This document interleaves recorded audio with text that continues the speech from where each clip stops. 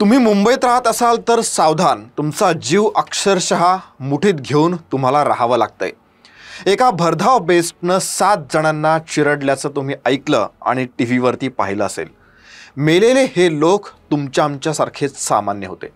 आज त्यांच्यावर हे बेतलं, उद्या आपल्यावर हे बेतणार नाही याची काय गॅरंटी आहे? मुंबईतल्या पब्लिक ट्रान्सपोर्टचे 3 तिरा झालेत, मग ती लोकल असेल किंवा मग बेस्ट बस।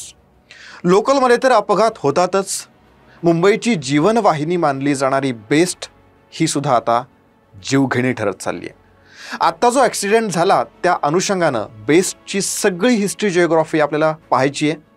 ही जी काही निगेटिव्हिटी आली आहे त्याला कोण जबाबदार आहे ते पाहायचं आहे। सरकार आणि प्रशासनानं काय करावं, म्हणजेच सोल्युशन काय, याविषयी देखील जाणून घ्यायचं आहे या व्हिडिओमध्ये। So stay connected. नमस्कार, मी प्रदीप। मराठी मूडमध्ये आपल्या सगळ्यांचं स्वागत। कुर्ल्यातल्या घटनेत ज्या 7 जणांचा जीव गेला आणि जे 40-42 लोक जखमी झालेत, त्यांचा काय दोष होता? ते रस्त्यानं चालत होते हा दोष होता?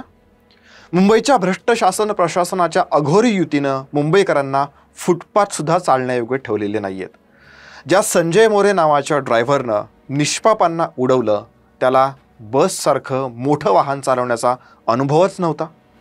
मुंबईसारख्या गर्दीच्या परिसरात अशा व्यक्तीला बस चालवायला देणारे कोण आणि का? निकृष्ट सेवा, ड्रायव्हर कंडक्टरचं उद्दाम वर्तन, ज्या ॲपवर लाखो मुंबईकर अवलंबून आहेत ते ॲप नीट न चालणं, बस मध्येच बंड पडणं, भंगार झालेल्या बस ही बेस्टच्या सेवेची प्रमुख वैशिष्ट्ये सांगता येतील 2018 नंतरची।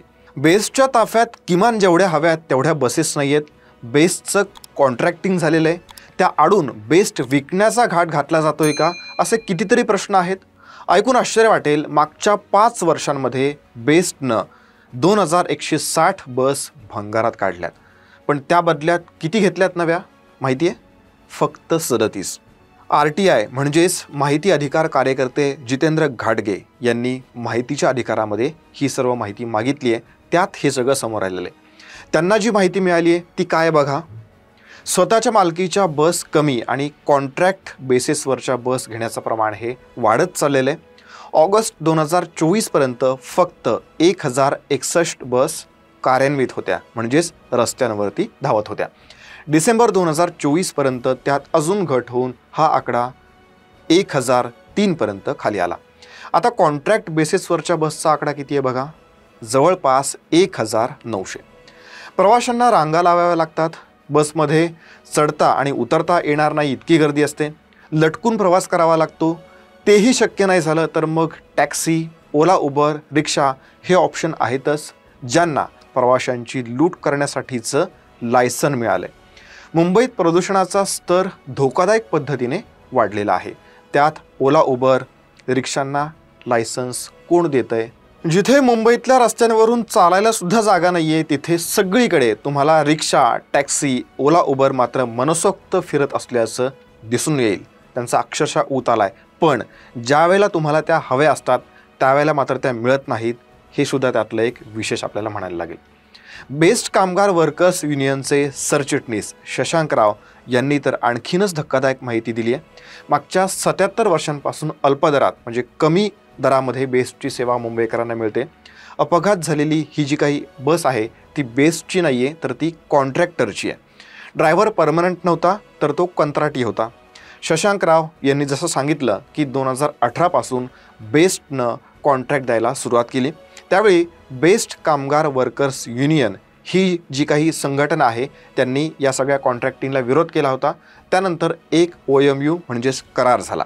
त्यानुसार बेस्टनं आधी आपल्या 3337 गाड्या या राखून ठेवाव्या, त्या चालवाव्या आणि मग जादाच्या ज्या बस असतील लागल्या तर त्या कंत्राटी पद्धतीने घ्याव्या असं लिहून घेतलं, पण प्रत्यक्षात मात्र असं काहीही झालं नाही।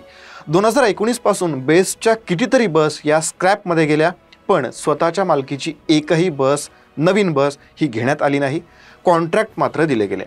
आणि त्याचा परिणाम असा झाला की आता स्वतःच्या मालकीच्या गाड्या 1000च्या आत आलेल्या आहेत आणि कॉन्ट्रॅक्ट लेवलच्या ज्या काही गाड्या आहेत, कॉन्ट्रॅक्ट बेसिसवरच्या ज्या गाड्या आहेत त्या 2000च्या आसपास गेलेल्या आहेत, अशी सध्याची स्थिती आहे। हे कॉन्ट्रॅक्टर कोणत्याही नियमांचं पालन करत नाहीत, गाड्यांची देखभाल दुरुस्ती योग्य पद्धतीने करत नाहीत, ड्रायव्हर कंडक्टर्सना ट्रेनिंग नीट दिलं जात नाही, फक्त आणि फक्त पैसे कमवणं हाच त्यांचा हेतू झालेला आहे हे स्पष्ट दिसून येत आहे. म्हणजेच अकाउंटेबिलिटी अजिबात दिसून येत नाही.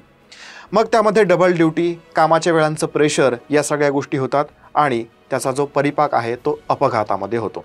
नियमानुसार भरती केलेल्या कामगारांना किमान 3 महिन्यांचं ट्रेनिंग असायला पाहिजे, पण इथे ज्या ड्रायव्हरकडून ॲक्सिडेंट झाला त्याचं केवळ 3 दिवसात प्रशिक्षण उरकण्यात आल्याची माहिती ही समोर आलेली आहे.